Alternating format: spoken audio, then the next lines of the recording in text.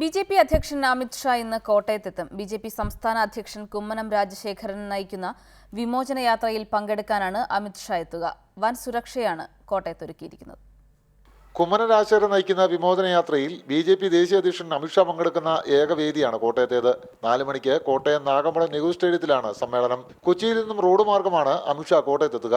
ദേശീയ പ്രസിഡന്റായ ശേഷം ആദ്യമായാണ് അമിത്ഷാ കോട്ടയത്തെത്തുന്നത്. മാത്രവുമല്ല, സംസ്ഥാന അധ്യക്ഷൻ കുമ്മനം രാജശേഖരന്റെ ജില്ല എന്ന നിലയിലും ദേശീയ അധ്യക്ഷന്റെ വരവ് വലിയ ആഘോഷമാക്കാനാണ് ബി.ജെ.പിയുടെ തീരുമാനം. 1 ലക്ഷത്തോളം പേർ സമ്മേളനത്തിൽ പങ്കെടുക്കുമെന്ന് ബി.ജെ.പി. ജില്ലാ പ്രസിഡന്റ് എൻ ഹരി പറഞ്ഞു. ദേശീയ പ്രസിഡന്റ് വരവേൽക്കാൻ ഒരുക്കങ്ങളെല്ലാം പൂർത്തിയായി കഴിഞ്ഞു. 1 ലക്ഷത്തിലധികം ആളുകൾ ഈ പരിപാടിയിൽ പങ്കെടുക്കും എന്നുള്ളതാണ് ഞങ്ങളുടെ വിശ്വാസം.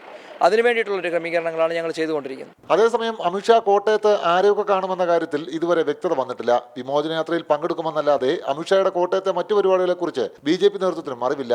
കോട്ടയത്തെത്തുന്ന അമിത്ഷായെ കാണുമെന്ന് കെ.എം. മാണി അറിയിച്ചെങ്കിലും വിവാദങ്ങളെ തുടർന്ന് മാണി തീരുമാനം പിൻവലിച്ചിരുന്നു. അമിത്ഷായുടെ സന്ദർശനത്തോടനുബന്ധിച്ച് 10 CIമാരുടെ നേതൃത്വത്തിൽ 300ഓളം പോലീസുകാരെയാണ് നെഹ്റു സ്റ്റേഡിയത്തിൽ മാത്രം വിന്യസിച്ചിട്ടുള്ളത്. റിപ്പോർട്ടർ, കോട്ടയം.